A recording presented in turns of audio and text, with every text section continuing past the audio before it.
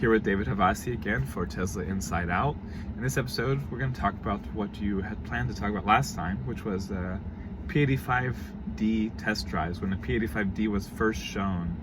Walk us back to that event. And that was 2000... That was 2014. That was fall of 2014, October 2014. So... and we're going to try to talk to you. Yes, it's very hard when we start talking. We start talking to each other. There's a third person in the conversation. You. So, so Zach, the big premise of this series is to kind of go into these really cool stories that hopefully people will find interesting, kind of behind the scenes that happen. Because I've often said, you know, if a camera crew was able to follow the antics of Tesla behind the scenes, it'd be like the highest rated television show in history. So there's so many of these moments that come and go, and you're like, man, that's incredibly interesting. So that's kind of the guy there. So Zach has tasked me with pulling up stories from the 7 years at Tesla. One of those is that came up was the P85D. How was it prefaced? It was like, what was he teasing? The D. The D is coming. The D is coming. That was hilarious. It was this kind of sophomoric entendre, and it was so funny. The after it was revealed on the topic of the revealing the D and are you ready to see the D and all these things. I think I might have mentioned this on a previous one, that even after dual motor came out, in our notes in the system, you know, like test drive notes and internal emails to people, we're like, customer wanted to see the D, we gave them the D, they loved riding the D, and we have to edit. This is 2020. We have to edit everything out now. Sorry. This could be a cutting room floor, but this is still. No. And so finally, a manager, like a regional manager, is like, "Stop! Stop using that term. We get it. You know, just." So anyway, that was a little bit. But back to the. That's great. That's awesome. We keep that. We're keeping it. But it was like, if I hear one more say that, like, enough. So the P85D debuted alongside Autopilot at Hawthorne, at the design studio in Hawthorne, California, in August of 2014, and it was a revelation. It was 0 to 60 in about 3 seconds, which was ridiculous for any car, let alone a 5,000-pound land boat. Exactly, luxury sedan. Yeah. And it's basically the same acceleration as a $1 million McLaren F1. You know, back. You know, if you were to look back, 15 years or so earlier. Was that a coincidence? Because that was Elon's dream car that he got after making a lot of money on PayPal, that he crashed, I think, on the first drive, right? Yeah, I think it was. I think it was this kind of romantic coincidence that now there was this electric sedan. You don't think it was a target of Elon's? Like, this was my dream car. It's got to hit that. Knowing him, maybe that was kind of this, like, man, now that was fast. That was quick. If we can do that, that would be something. Yeah. So, I could see that. Yeah, I don't know if it's certain, but I'm curious. We'll see. The fact that he referenced it might be a hint to that, because he referenced it during the event as well. Right. Okay. So anyway, it was the new toy in the toy box. Stores. I could speak to the Sarasota store. We got our first one in, I believe it was December. It was when the first test drive car arrived, and of course everybody, it's the latest and greatest thing.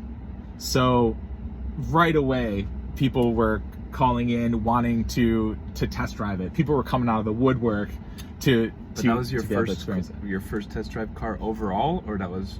Or do you mean the first? Oh no, we had P85s because the store actually opened in October. Okay. And I think really the big theme with this story, if we want to loop it into our previous video, is the kind of democratizing. That's a word, right? Yeah. Democratizing an experience.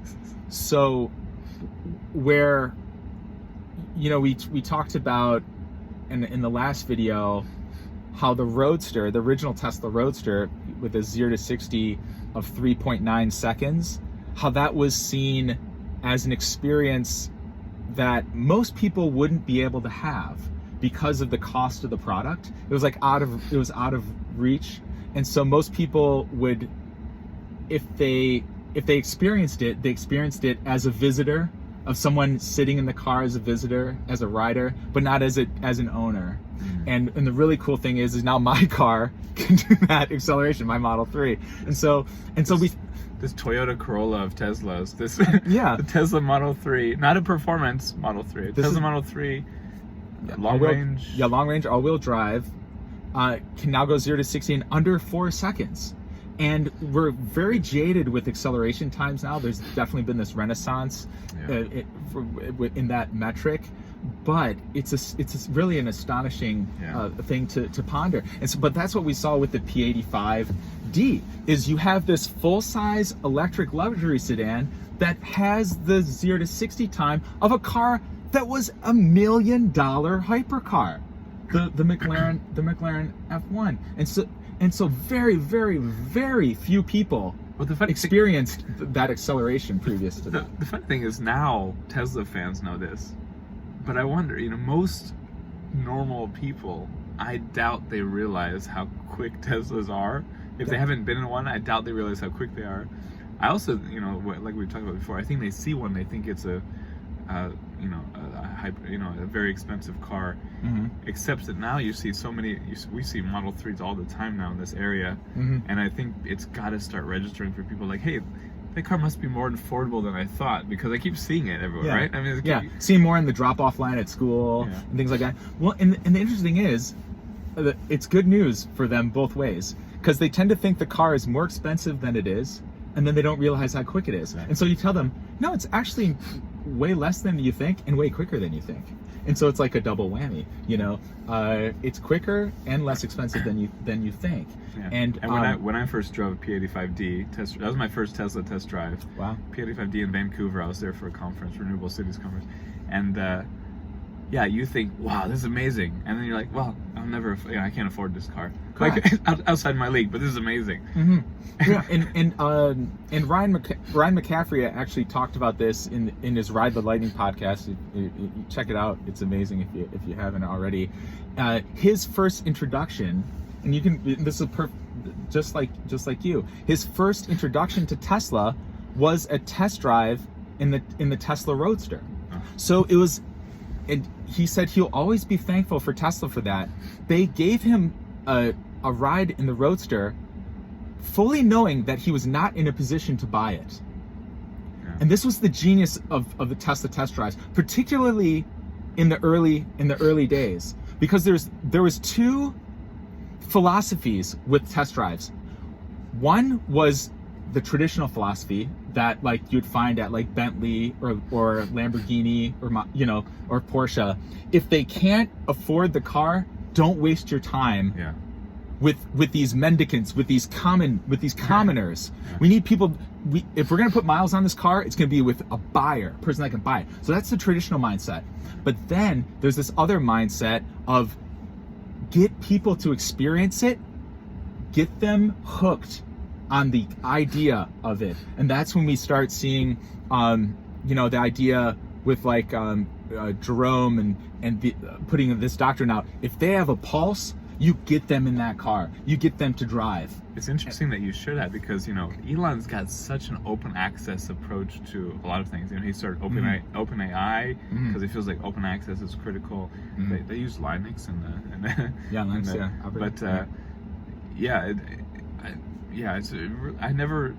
I don't think I fully knew that policy. I guess I knew parts of it. They would go back and forth through the years. There was this internal debate of how to approach test drive scheduling. I was always of the philosophy of exposure, because like you said, people think they know quick. People think they know quiet. People think they know high tech.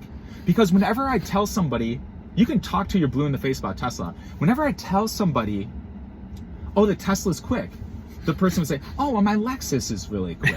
I'm like, oh, I'm sure it's good. But then you're thinking, well, not like this, my Prius has instant torque. Yeah, my Prius is efficient. Yeah, exactly. They're like, oh, it's kind of, it's very responsive like my Prius, and you're like, my Prius is efficient. Like, hold my tongue. Yeah, don't. Yeah, exactly. And you don't want to trivialize or make fun of their choice because they didn't know any better. But at the same time, you know the dramatic difference between the instant torque of a Prius and the instant torque of a Model 3 or Model S. Correct. And then even on a more dramatic scale, people say like, oh, well, I have a Corvette Grand Sport, so I know acceleration. You're like, cool. Or even further, I'd experienced the most jaded car owners ever. People that spend $1 million on a hypercar. We would get these customers coming in, and they'd be like, well, they would show up with a McLaren, and we'll talk to our friends. Oh yeah. Sorry, I didn't mean to cut you out. But it's so natural. When I'm talking, it's so hard to.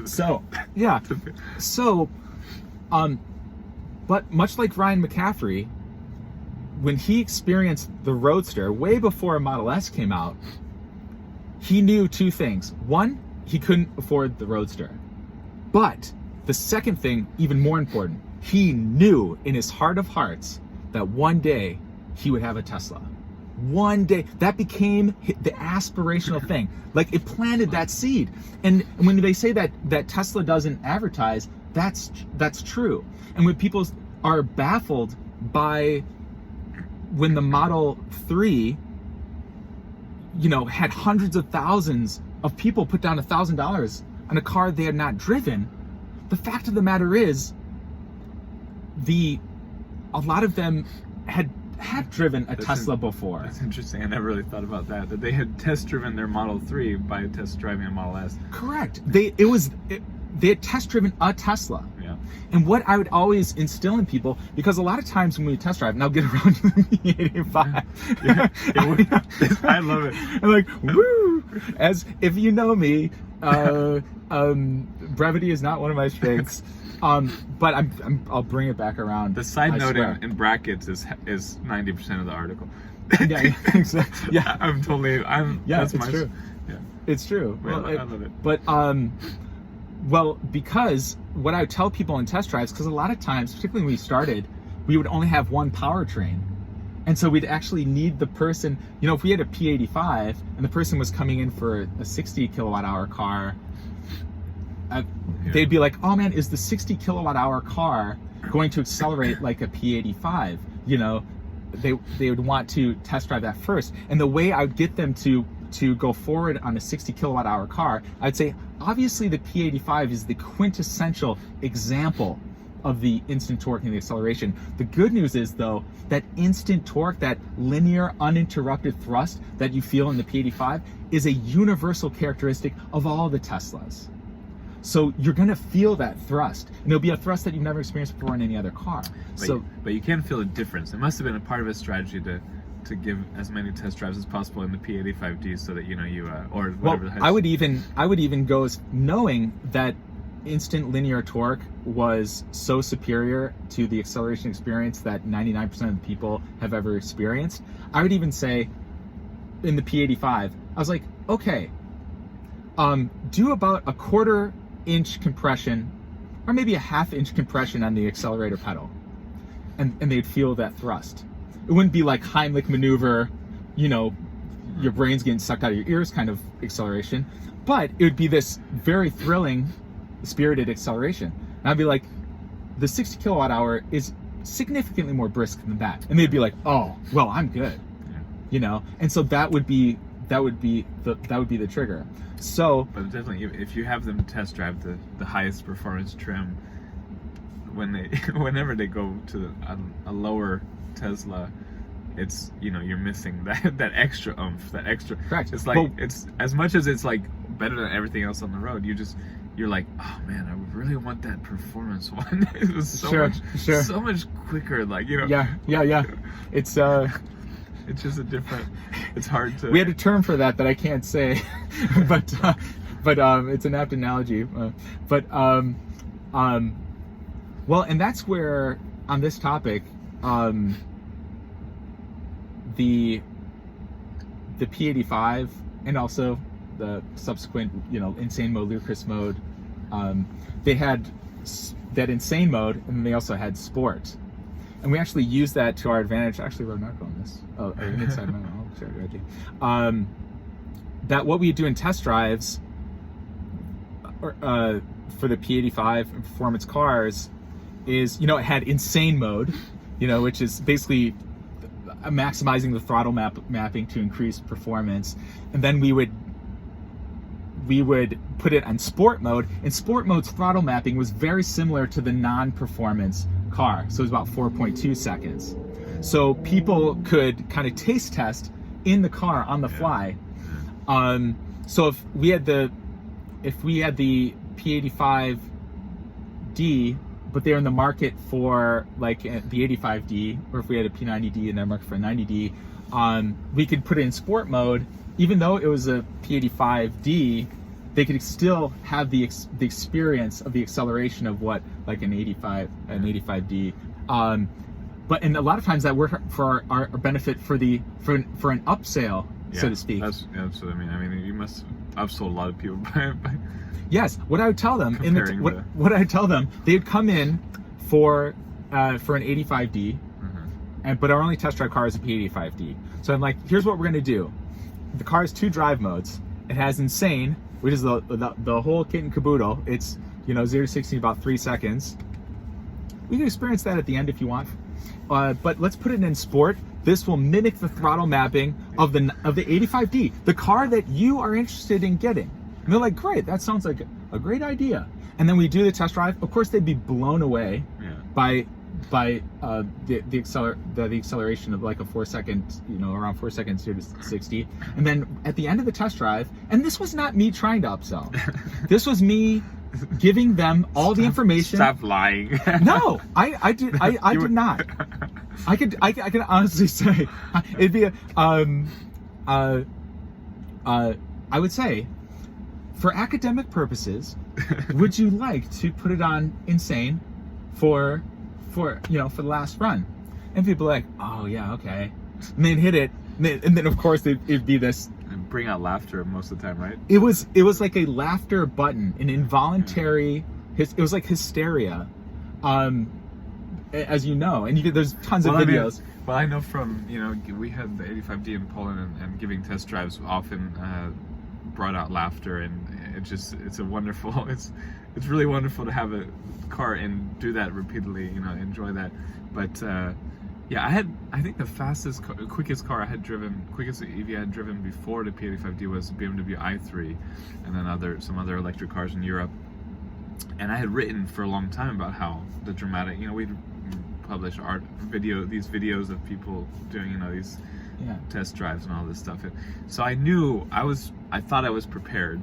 And you just can't be prepared. You just literally cannot be prepared for it without experiencing it. So I thought, oh, I've driven the i3, some others. I understand instant torque. I know this is much quicker, and it's I've seen the videos.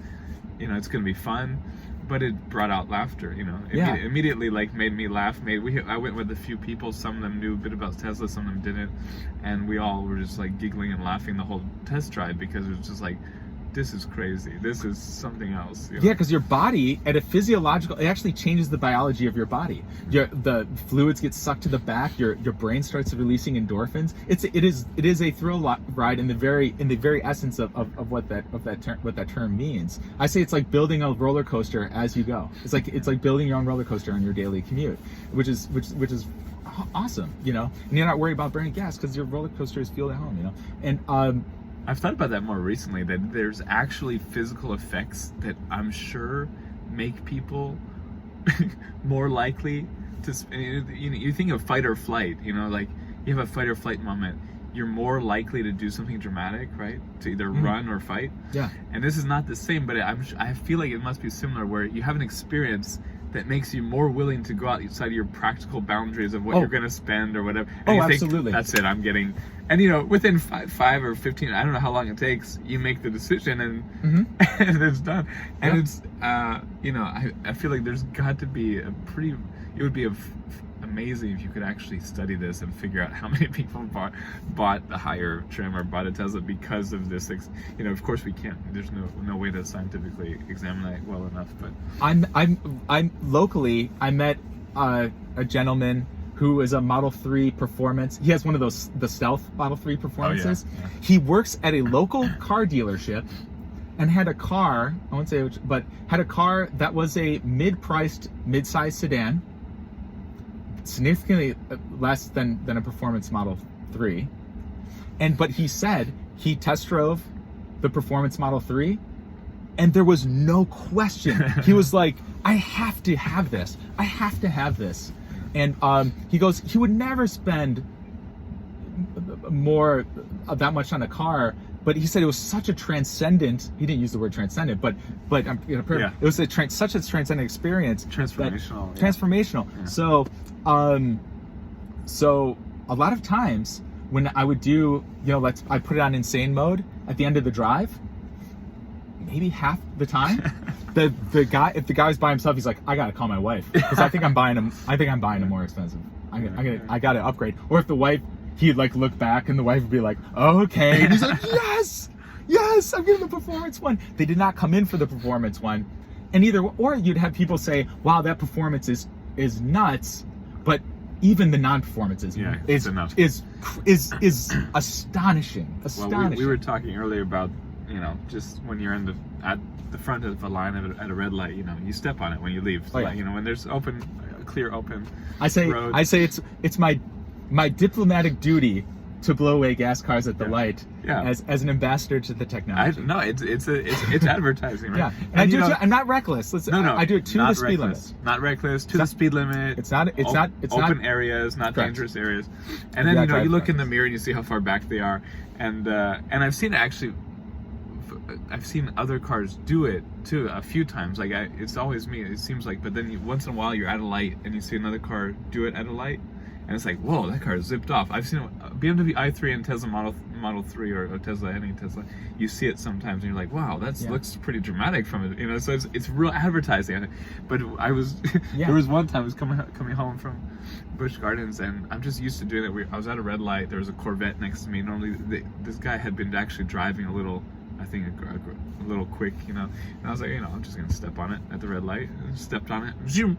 And then another lane over, I saw another car at the corner of my eye, same speed as me, and I was like, oh my god, that guy must really be pushing it, must really be trying to keep up with it. And I looked over, it was another white Tesla Model 3 with an old guy and his wife, and they had just decided at the red light just to step on it. It wasn't like they were driving.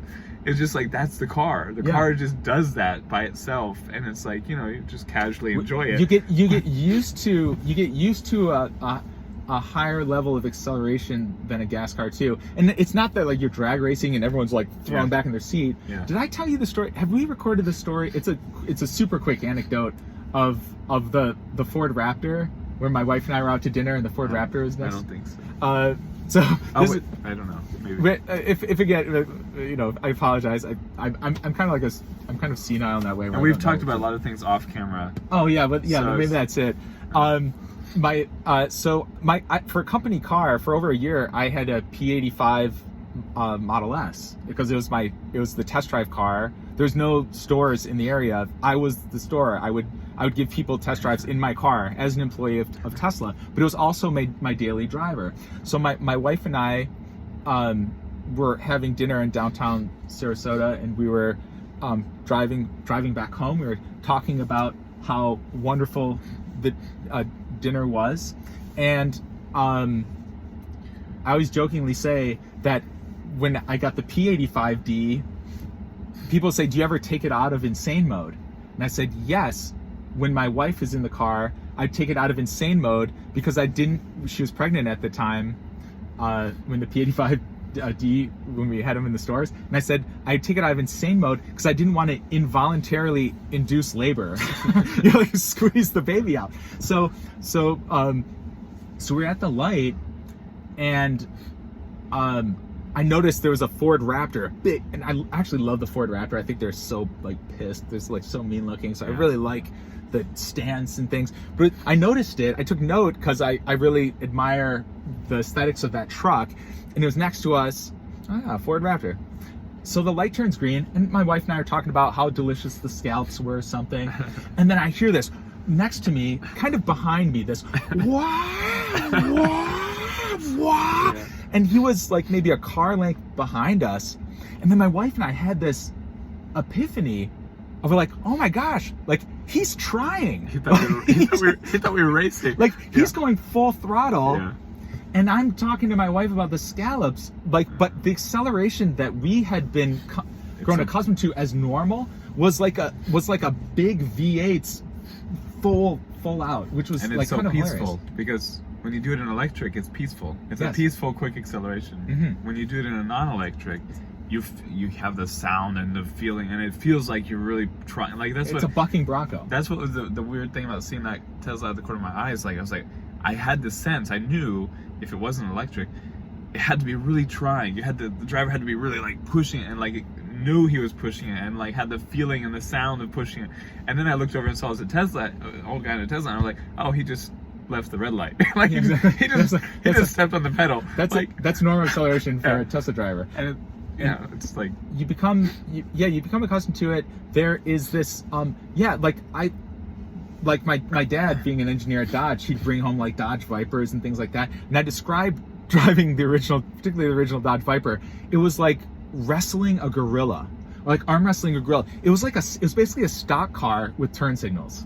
It was all power. It was laid down, all the power going to the rear, and the clutch was super heavy, and so you had to like stop there was nothing subtle about that car. And so when you're driving it, you didn't really drive it as much as you grappled with it. It was like, woo, woo, woo. Yeah, exactly. It was like riding a stallion, like this, like this agitated stallion. And there's kind of a thrill to that. Yeah, and you and there's some people like, I get to test ride in the Rimac Concept 1 recently. When the initial investors who owns it lives nearby, and yes, got it back. I know him. Yeah, so I won't say his name on camera, but yeah. I need to put this video out there because I got to ride in and talk to him for a while, and he talked a little bit about going to events with other supercar owners, like a lot of different events, not electric ones, Mm-hmm. And he noted that a lot of people they still, these supercar owners of gas car, they want that experience. They want that visceral, like the sound, the feeling, the wrestling the car. Correct. So they respect and they like love the Concept 1, which is an amazing electric supercar. If you haven't, we hope we'll do another thing on that. But it's Paul, just like I have his number. I should like, give him a call. Maybe we can do like a more in-depth thing. yeah, we should do more. He's a very he's very cool. open about it. Yeah, super cool guy. Super cool guy. And he's also had a Nissan Leaf as a daily driver, which he loves. Like, he's a good, interesting guy to talk to about electrics. Yeah. But yeah, anyway, I mean, so I was just, some of these people, they still want that. But most people, they don't want to wrestle with their car. Most people want a smooth, nice and experience. well, and then another thing, they want it because up until now, if you wanted to accelerate fast, that was the default byproduct of it. So much like certain Italian manufacturers, their exhaust note is actually it's decadent. I call it's like it's like Pavarotti gargling Di Serono is how it's just like whoa, and it was actually kind of a marketing ploy because they're like, well, the car has to make noise, so let's market it that it's a virtue. It's like this, it's singing, it's growling. Some using the cat metaphor. It's growling now, and you're like, oh yeah, and I love that. I love a good exhaust note, and we'd get that objection a lot in the showroom at Tesla. People are like, I would get it, but man, I need the sound. Yeah. And what I tell people, because you want to identify, but when you're selling a Tesla or you're selling an electric car, you want to identify with their need, but then also explain the benefit of electric. So you don't want to tell them they're wrong. Yeah. You want to validate their values, but also have them maybe consider another point of view. So I would say, I love a good exhaust note. I learned how to drive Dodge Stealth RT10, Dodge Stealth RT, Dodge Viper RT10. I love a good exhaust note, but there's nothing like the sound of silence. You get over it quick. Yeah. You get over I forget. And also, if I you don't have miss this, exhaust if note. you have this music off, whatever, there is a little electric motor sound that's. I love that sound. It's like a spaceship or Yeah, something. like, Yeah. and I thought you were going to explain, like, yeah, I love it too, but just keep it, think about, that that's basically wasted energy. That sound, that vibration is from wasted energy, and with an electric, much less of the energy is wasted, so it goes much more into the propelling the car forward, which is there you go. but that's yours was better. Yours was totally better. Well, another but thing I just is, thought that's where you were. I would even suggest that it's more visceral because it's like sailing or skiing down a mountain. Because a lot of our owners also they sail or they ski, so they'd be like, wow, that doesn't feel like my Ferrari, that feels like my plane. Because it's that linear thrust, or that feels like my boat, because those also have linear thrust mapping. They're not shifting gears, and so they would make those associations. So more like a jet or a spaceship. I always think of it as like it feels like a spaceship, even though I obviously don't know what a spaceship feels like, but it feels like my imagination of a spaceship as a driver and as a passenger. It's like that battle. Yeah, the old Star Trek. I always think of those. Yeah, or Battlestar Galactica. I don't know, like I can speak to the original Battlestar Galactica. I know there's a new one that's really cool and I should watch it. But we in my house growing up, we watched the original Battlestar Galactica, and their fighter ships would launch kind of out of this tunnel, and it was kind of like this strobe tunnel, and it'd be like, and they would show like a close up on them, like, and then they'd go out into space. And what was really cool, looping back to the P85D, I really it was like a super tangent. We have to If you're still here, thanks for joining. I'm gonna trim this down.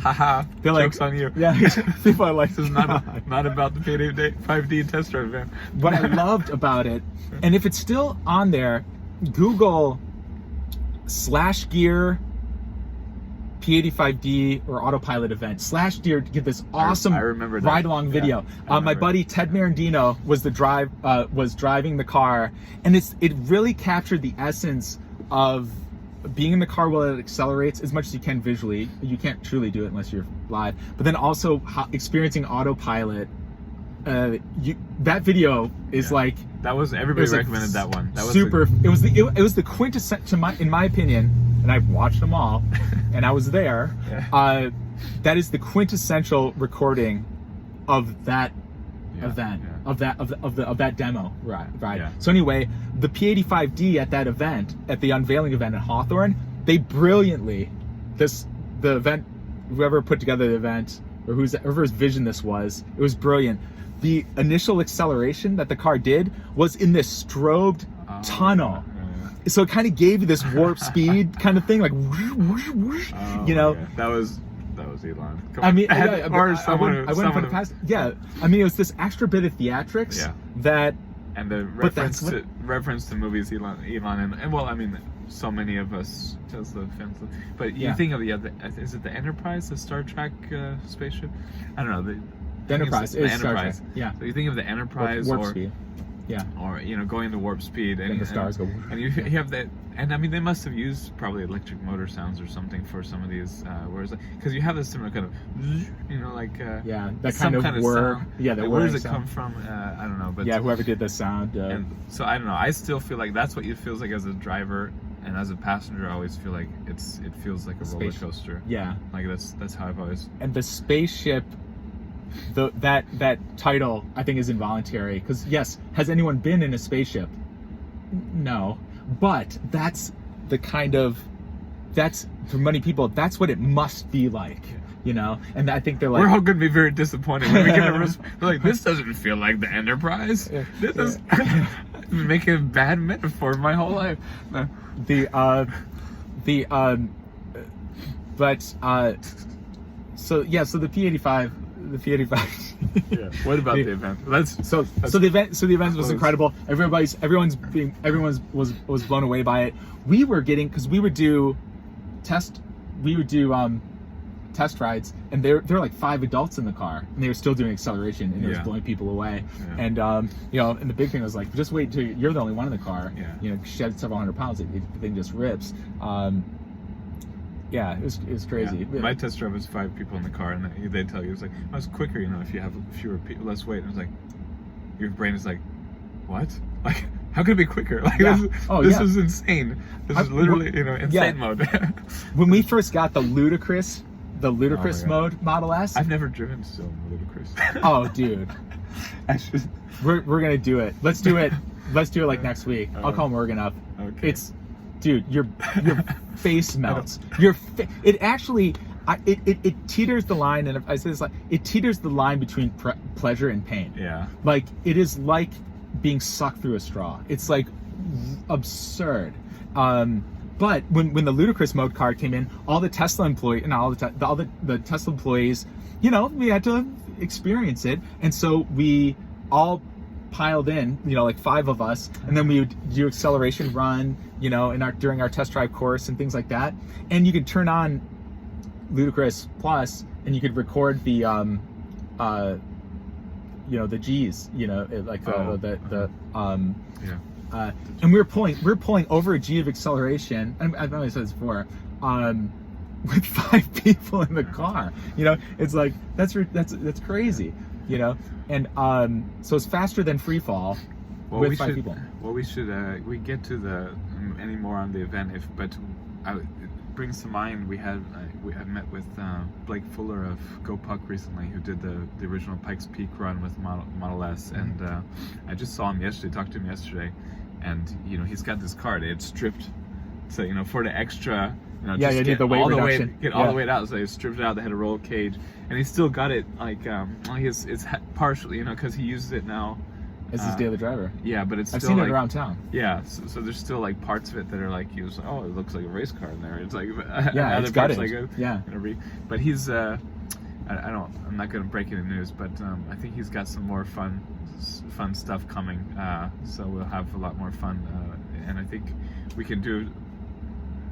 Expand on Tesla Inside Out to do a kind of another series, perhaps. Anyway, I'll be quiet for now. But it is cool when you think about if you take all this stuff out, it can be even more crazy. It's like all the people. There's that kid on the it's called the Tesla Racing Channel. There's that young man who's stripped it out and it shut all the way. It gets crazy numbers. Yeah. So the P85D. We started doing test drives, and this is actually back to the story that I said I was going to tell about 40 minutes ago. Okay. So almost 40. So we had to do. So we had to. So everyone wanted to experience it from a consumer level. We had people calling in. Hey, is it in yet? Did you get it in the store? And it was there, so people wanted to experience it. So. Why did they want to experience it? What? Had they heard that it was more fun? Yeah.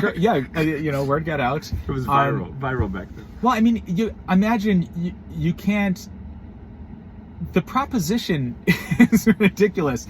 I mean, imagine McLaren or Lamborghini allowing anyone to come in and drive a Lamborghini Aventador or. Just anyone, you can come in. That's what I wanted to mention earlier too, because when I knew also that their policy is let anyone do it. So when we were in the area of this Tesla store in Vancouver, I knew, they're gonna let us do it. You don't have to, prove that you have money for it, whatever. Correct. And my colleagues didn't know Tesla as well. I was like, are you kidding? We can't go in there and drive. It's like we can't go in there and drive that. It's like, it's like yeah, for real. This is their policy, seriously. But even then, you're a little nervous. Like, what if they really don't want to give us But you walk in, and the people, which you were one of these guys, were so open and so like, there was so. No pressure approach that it just felt like, okay, I really can drive it. I'm not feeling guilty driving it. I know reasons why that's good, but even just personally, you're just like, oh, I'm not gonna buy this car. I feel bad driving it. But but it was really amazing how they didn't make you feel like you shouldn't be there, you shouldn't be driving it, you should, we want to know if you're going to buy it or not. It was just like, correct. Well, it's a very holistic way of product marketing and of retail, because in a traditional auto environment, you're not, like, let's say somebody wanted to drive, let's use a German manufacturer, any given German manufacturer, and you come in there, and let's say they're going to have a $40,000 sedan in the future that's coming out. Now they all do, but they didn't always, but they all do. But they had their performance variants of sedans, their $100,000 things that a small percentage of the population can afford. You wouldn't be able to walk in there and just drive all their performance variant or drive a performance variant. They want you to buy a car now because they know that when you drive it, it's not going to open your eyes to driving a gas car because you know what a gas car is. But what's different with Tesla and the incredible value, and I think this is super, super underappreciated, is with Tesla, people are like, wow, you guys are letting us drive this really expensive car that I'm never going to buy? Yeah. And it was like, well, you won't buy this one, but we knew you will buy, yes. That one, like, in a few years. It will plant this, it does two things that are immensely valuable. It becomes a topic of conversation. So after that experience, people, they tell their coworkers, their family, their friends, anybody that will listen, have you heard of Tesla? These things, let me tell you, you've never experienced this. You have to go and experience yourself. I'll try to tell, but you have to go and experience it. And people will be like, wow, but that's so expensive. Yeah, but they're coming out with this one that's more affordable. So or their rich uncle goes in and buys one. That's exactly right. Yeah, their grandpa. Yeah, correct. That's correct. So it becomes this influencer. So it becomes a topic of conversation, but also much like with Ryan McCaffrey, with his journey, is it plants the seed where they're like, man, someday I'm gonna have one. Oh my! And that's what we saw play out, dude. Two mornings in a row, we've seen this on the way to school. Toyota Corolla. I looked over, I saw a license plate Tesla, and I was like, why is a Tesla license plate on this Toyota Corolla from like 10 years ago, 50? And it's, at the top it says, my next car is Tesla. Oh. Yes. So this dude, lady, it's a middle-aged blonde lady. That's my wife. Is it a gold Corolla? That's your wife. Yes, it's my mother-in-law's car. We're car sitting for her, and I put that on there. I was like, this is crazy. This person with a Corolla is like, their next car is a Tesla. And now it makes more sense because you're an abnormal family. Yeah. But on the other hand, there are a lot of people driving around a Corolla or a Civic. Yes. I've met, you meet tons of people who you start talking to them about the car, you don't know if you want to go talk too much, and you find out in a minute or two that they plan to get a Tesla Cybertruck or a Tesla something, and you wouldn't have guessed it from the car to drive. Yeah. But that license plate, that license plate bracket. We took a picture of that this morning. Oh, great, yeah. Wait, for those who don't know, Tesla for a while, and this is brilliant, they should bring it back. I actually have an internal memo written about it at my time at Tesla, about why they should bring it back. There's a license plate bracket, the frame for your license plate, the license plate frame, and it says, my next car is electric, and then it says Tesla. This is brilliant because it's basically a billboard, and it implants an idea. And it's a peer influencer, because people, every light you're stopped at, every carpool lane you're stopped at, every drive-through, no matter what, people are going to be like, well, that person's going to get a Tesla. That person's next car is going to be electric? So it starts the wheels turning. It was so I was like, Tesla. I was like, wait a second, why is a Tesla plate on a Corolla? I was like, it was a great experience, and it was so entertaining that we took a picture. We saw it again this morning. We saw it yesterday, and we were like, oh, we gotta get a picture of that. Oh, we should have got a picture of that yesterday, because it's just a great marketing tool. You know? Exactly. And you know what? Probably hundreds of other people have. Yeah. Just like my license plate. I can't tell you how many times I've stopped at a light and I see people like going, because mine says kick gas. Yeah. One, I'm a sucker for a good pun. But two, I know that jars people's sensibilities. Yeah. They're like, kick gas. So, of course, it's a clever play, but it's also suggesting a breaking of a habit, a breaking of an addiction. And then people associate, whenever they read something, they associate it with themselves. And they're like, can I kick gas? Maybe I can. And it becomes this thing that they think about, you know? And, so anyway, so your wife getting a Model Y? What's she getting? She actually she wants Model 3. So Okay. I'm really, I don't know if I got the. I'll go check out the Model Y.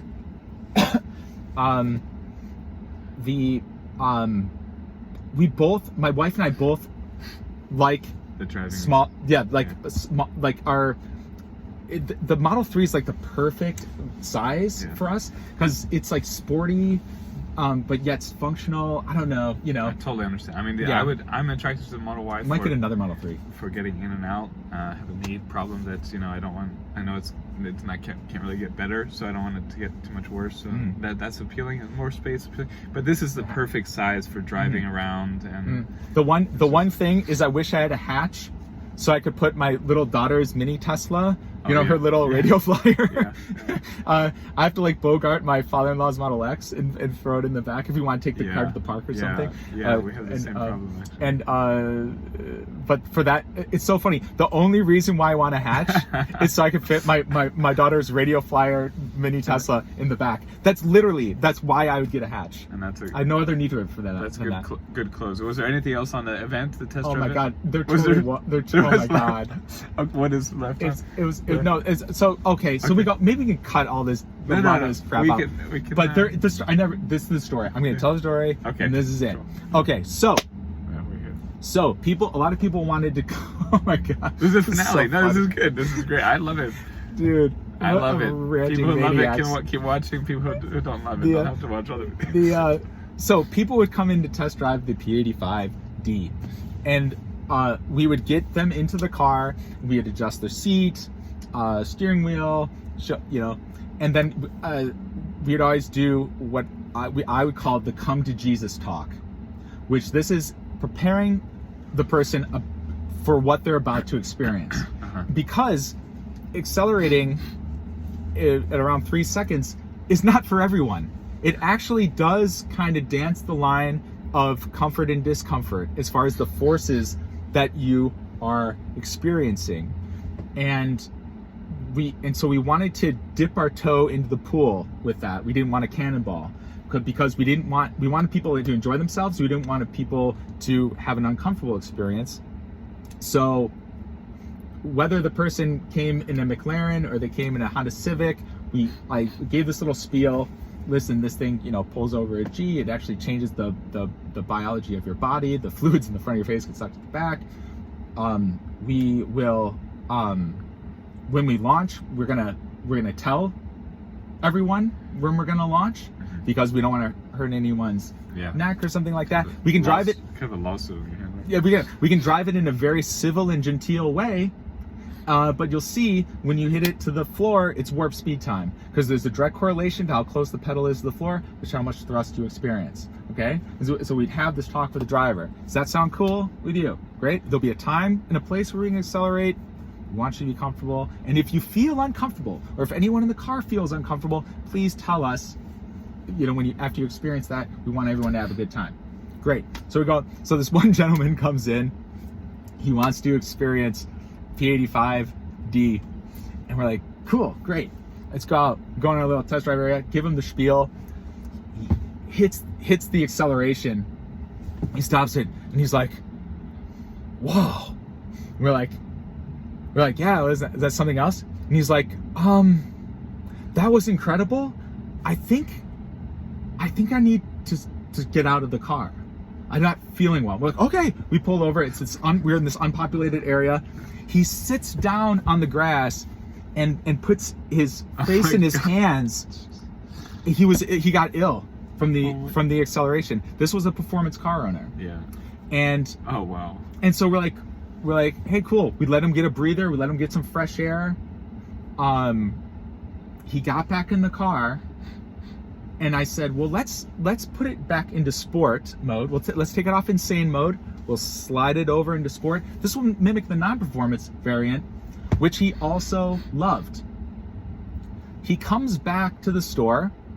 He orders a P85D. He gets the performance one. All right. I think you told me this. Yeah.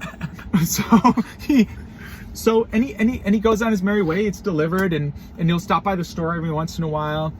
And he loves his car. Never puts it on insane mode. He always leaves it in sport mode, even though it can, go quicker. So ludicrous mode comes out. Flash forward a couple of years. P90D ludicrous mode, which is under 3-second acceleration. As you know, every 1/10 of a second, force goes up exponentially the closer you get to zero. So it's significantly more thrust. So he comes in, he's like, hey David, I heard you got the ludicrous mode Model S in. Yes. Great. I wanna order it. He doesn't even drive it.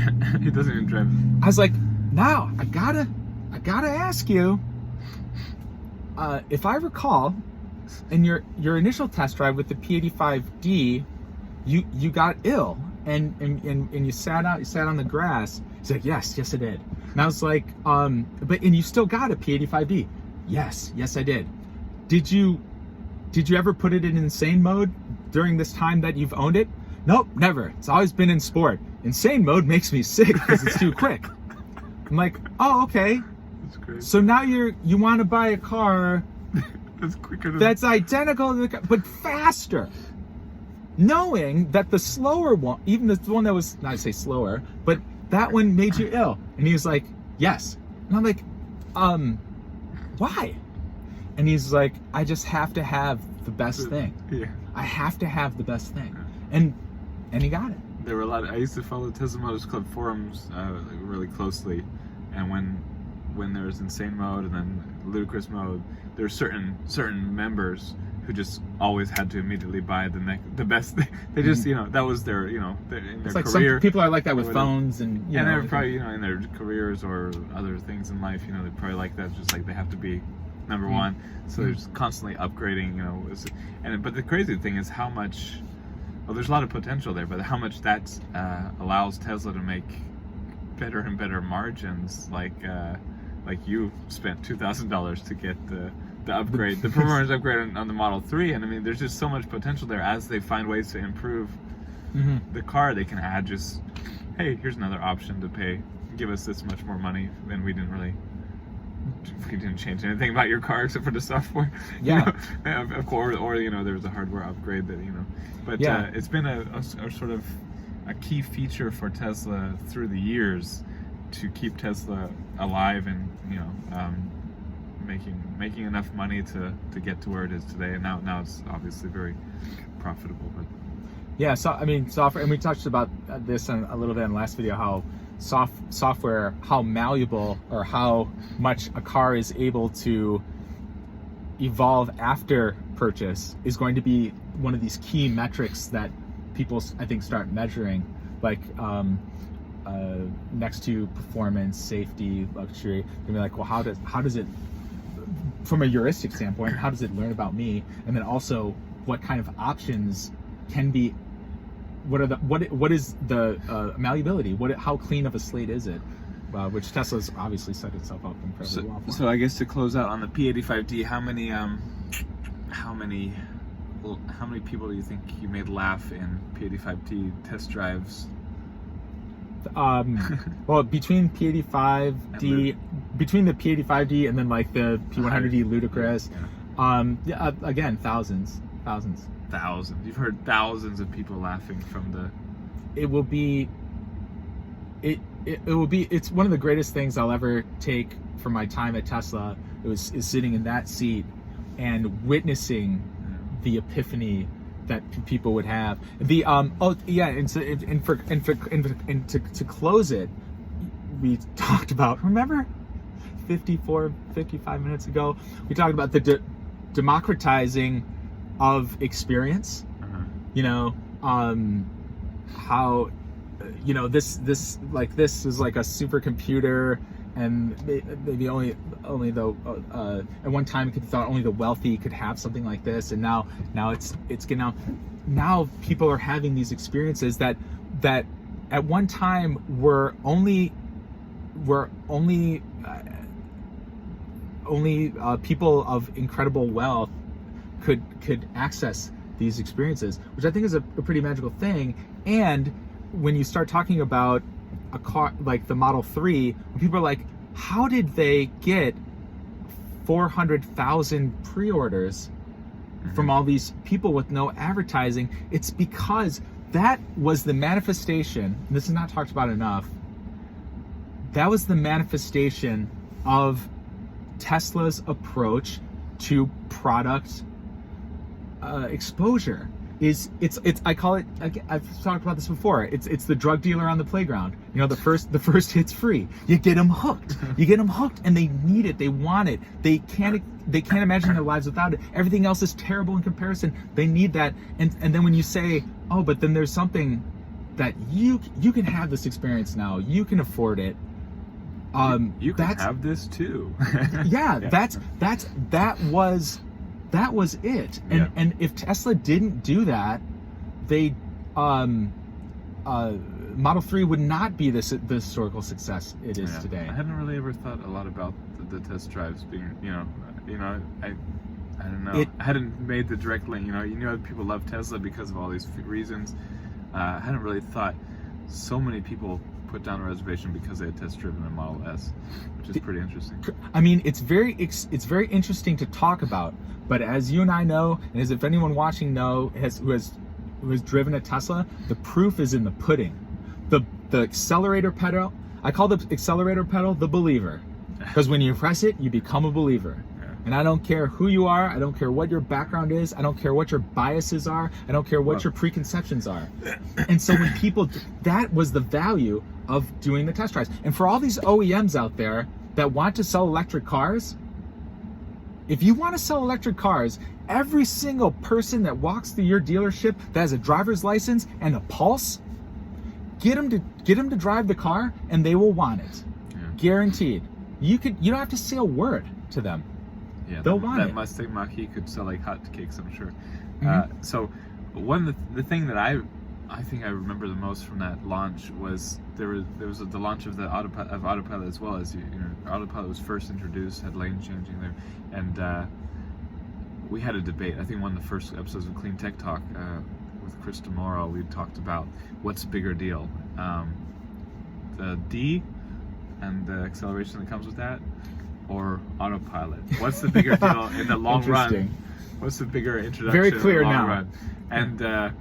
And so next episode we could talk about the introduction and development of Autopilot, and just not try to answer that question. That question is sort of, they go together. It's one of those evil questions that, But it's multi-pronged. I'm so sorry. We can still keep this under 60 minutes technically. But oh my gosh, you raised a very interesting thing.